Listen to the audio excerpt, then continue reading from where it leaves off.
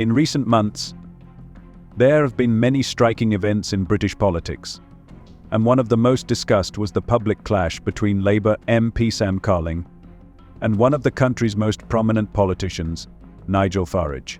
The incident took place in Parliament and attracted the attention of not only politicians, but also the general public. Carling, known for his outspokenness and intransigent stance on the issue of healthcare privatisation, could not miss the chance to criticise Farage, who in his opinion, once again violated the code of conduct for MEPs. Farage, the UKIP leader who has repeatedly found himself in the spotlight for his radical views, found himself in the role of the accused, and as it turned out, his actions did cause a wave of outrage among other MPs. The story began when Carling decided to publicly condemn Farage for visiting his constituency. According to Carling, Farage came to his district without prior notice, which is a breach of the Parliamentary Code of Conduct. The UK has strict rules of conduct for MPs, including those relating to visits to other MPs' constituencies. According to these rules, any MP must inform a colleague in advance if he or she is going to visit his or her constituency. This condition is designed to avoid misunderstandings and to ensure that all MPs' actions are transparent and respectful. But according to Carling, Farage, known for his provocative antics, did not bother to abide by these rules. However, in Farage's case, the situation was not so clear-cut. Farage's visit to Carling County was pre-planned, according to several sources who preferred to remain anonymous. But as usual, there were coordination problems. Farage insisted that he was under no obligation to inform Carling, because the visit was private and not related to political activities. But Carling was of a different opinion.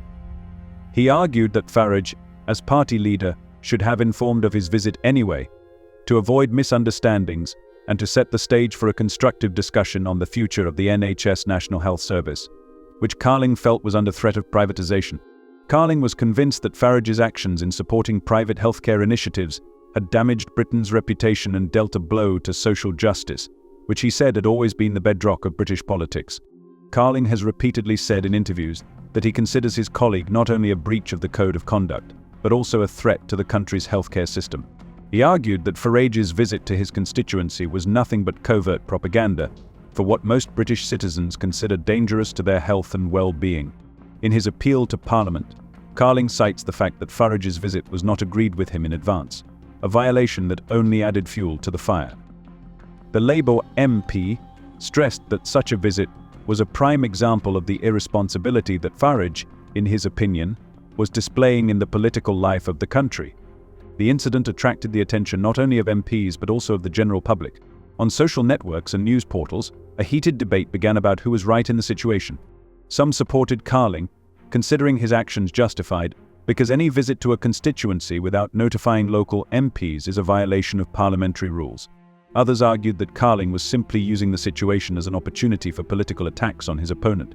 Some said that Farage, for all his eccentricities and acerbic remarks, could have been more circumspect in his actions to avoid giving rise to such accusations. When Carling finally made an official statement in Parliament, his words sounded rather harsh. He said Farage's visit to his constituency was an insult to local people and a clear violation of all norms of parliamentarism. Carling added that Farage should have known that any visit to another constituency should be agreed in advance to avoid creating double standards. He also emphasized that in the case of Farage's visit, the rules of conduct for ordinary citizens do not apply to MPs, which was also unacceptable in Carling's eyes. For his part, Farage reacted to the accusations quite calmly. He said that Carling was wrong because the visit to his constituency was a private visit and therefore did not require mandatory notification. Farage argued that he had every right to visit any part of the UK and hold events there, as long as it did not break the law. However, his words, according to some, only exacerbated the situation, causing many to question whether the politician was really so responsible in his job. Farage's statement caught the attention of reporters, and soon reports began to surface that his visit to Carling County was not the first time Farage had failed to notify local lawmakers of his intention to visit their neighborhoods. Meanwhile, Carling continued to insist that Farage's behavior called into question the moral principles of parliamentarianism and violated important political norms. In public speeches and interviews, he openly stated that such actions could lead to a further deterioration of relations between the parties, as well as set an example of irresponsibility for the younger generation. The incident continued to be the center of public attention, and the debate around the violation of the code of conduct by the deputies continued. The situation quickly became politically charged and other MPs began to join in, voicing their views on the need to strengthen parliamentary ethics. One thing is clear, the clash between Carling and Farage was not just a moment of political conflict, but a prime example of how important rules and principles are in British politics. After Sam Carling made his formal complaint to Parliament, accusing Nigel Farage of breaching the parliamentary code of conduct, the situation began to develop with unexpected speed. The issue Carling raised was not only about his personal grievances against Farage, but also about wider political principles. In response to the incident, the Speaker of Parliament reminded all MPs present of the mandatory standards of conduct that all MPs must observe when visiting other MPs' constituencies. These reminders seemed intended to be a formal procedure, but they only served to heighten the tension surrounding the incident, especially when it became clear that this was not the first time that the parliamentary code had been breached. The Speaker of Parliament, with restraint and without much emotion, reminded all MPs every MP is obliged to inform his colleagues if he intends to visit their constituency. This requirement is spelled out in Section 43 of the Code of Conduct, which aims to ensure openness and honesty in the political life of the country. This rule was introduced many years ago for a reason. It ensures that MPs representing different parts of the UK can work in a constructive and respectful atmosphere, without creating conflict situations due to unexpected visits. If the MP's visit is of a private nature, they are still obliged to inform their colleagues to avoid misunderstandings and accusations of unethical behaviour. In this situation, it was significant that Farage was unable to provide convincing arguments to justify his behaviour. Unlike other deputies who might have cited a private visit or other reasons for not informing, Farage attempted to argue that the visit to Carling's district was solely related to his political activities. However, Carling argued that he was unaware of Farage's plans and therefore could not have prepared the public for the possible consequences of the visit. He expressed his concern that Farage's actions could have harmed his district and destroyed trust between local residents and deputies. In his statement, Carling argued that Farage's visit was aimed at spreading false information about Labour's policies, a fact that should have been discussed in Parliament rather than left out of official deliberations. The incident continued to gain traction in the media and soon attracted the attention not only of MPs but also of the public. New publications appeared every day discussing Farage and Carling's actions and their implications for future political debates. It was impossible not to notice that there was a real concern in the political environment about how such situations could undermine trust in the institutions of Parliament and create a climate of distrust between politicians. One analyst working for a prominent British publication even argued that this case could be a turning point in the political struggle between the left and the right in the UK. He talked about how the situation of the Code of Conduct violation has become a symbol of deeper issues that could overshadow the most important political issues in the future. In his view, the political conflict surrounding the incident threatened to ignite a new round of confrontation that could further divide British politics. Farage, with his reputation as a rather tough and even provocative politician, did not stand aside and denied the accusations made by Carling. He claimed that the visit was part of his long-term campaign to draw attention to issues that he felt were being ignored by the government. Moreover, Farage claimed that Carling, having been in Parliament for several years, knew the rules but used the incident as an opportunity for a political attack.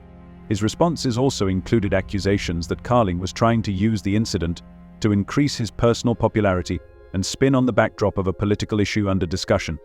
This statement by Farage sparked a new wave of discussion. Carling, for his part, took umbrage at this stance, believing that Farage was showing a complete disregard for parliamentary etiquette and violating basic principles in political life. Carling argued that if politicians start disregarding the rules of behaviour, it could lead to the destruction of all the foundations of democracy and political integrity in the country.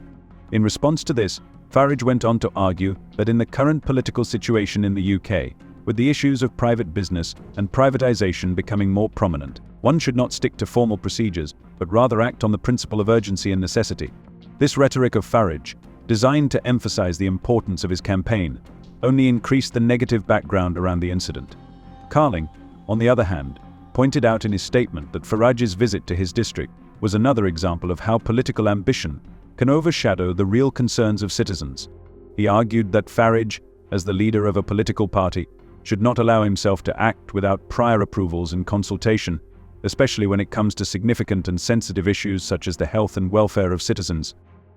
Carling emphasised that every MP has a duty to respect the interests of the electorate and that breaking these norms could be perceived as an attempt to manipulate public opinion. By this time, it had become apparent that the incident, despite its initial simplicity, had taken on much deeper political implications. The situation surrounding Farage's breach of the code of conduct demonstrated how easily trust between MPs can be undermined, and also raised the important question of what action should be taken in such cases. The situation continued in the media as well, where each new day brought new details. The Speaker of Parliament finally decided to bring the issue to a formal discussion to reiterate the need to continue to observe parliamentary etiquette and ensure respect for the rules created to protect the interests of citizens. This entailed new challenges for the British political system. The question of MPs' behaviour and their duties in the context of increased political competition became more and more relevant, and many experts noted that this case could be a harbinger of deeper changes in parliamentary relations and domestic politics in the UK. With each passing day, the incidents surrounding Nigel Farage and Sam Carling became more and more discussed, and interest in what was happening in Parliament grew. Eventually, after days of heated discussion and debate, the British public had the final say.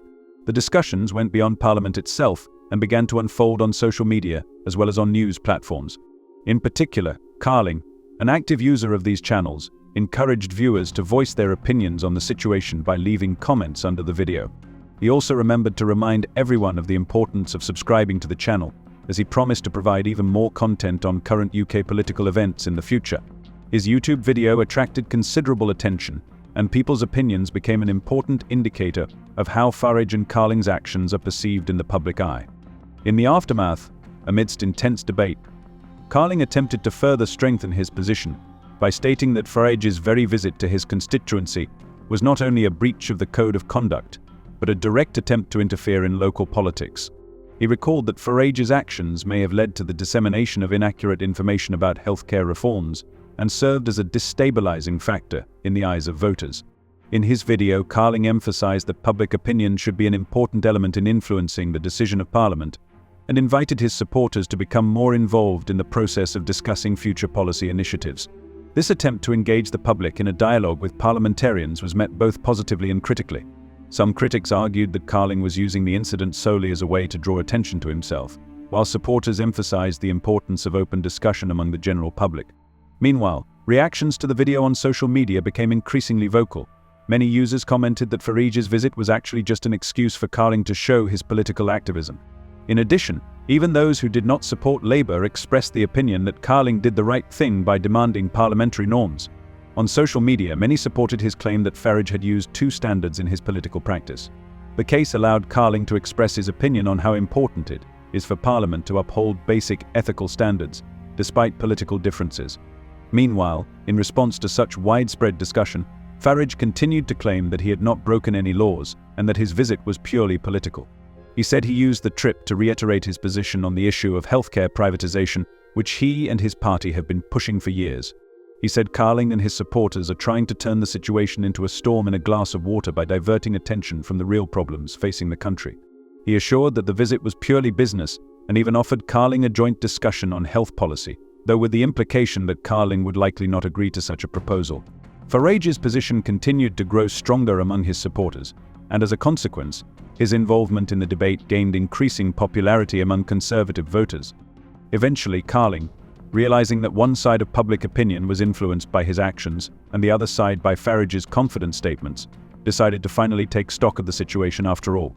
In a new video he posted on his channel, he reiterated that the importance of upholding the norms of parliamentarism cannot be downplayed, and that even small infractions must have consequences. In his address, Carling addressed the broader issue of political accountability and how important it is for MPs to work to build trust between themselves and their constituents. He reminded that the controversy surrounding this incident may not only be a lesson for Parliament, but also a signal to the entire political system of the UK that it is necessary to change the established rules and approaches to interaction between different political forces. In parallel, Carling did not forget to emphasize that Farage's visit was only a symptom of a much deeper problem, which is that the party to which he belongs continues to ignore crucial issues relating to health and social services. In his eyes, Farage's actions have come to symbolize the fight to privatize the NHS, which he believes will have devastating consequences for the entire health system. Despite internal criticism from some Labour MPs, Carling remained committed to his position and claimed that he had a duty to fight for justice, which in his eyes was in danger. Concluding the discussion, Carling also returned to the important idea that the behavior of MPs, especially those in high political positions, will always influence the public perception of politics. He emphasized the need to take an active role in current issues and not let personal ambitions overshadow important public issues.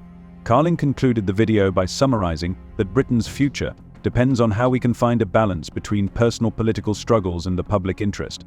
For his part, Farage was not slow to respond, saying that Carling's appeal to the public was merely an attempt to create an illusion of the importance of his actions. He said that it was important not to forget who actually represents the interests of the majority of citizens, and that his campaign to privatize the NHS had no hidden agenda. These statements were another milestone in their political confrontation, which is likely to continue into the future.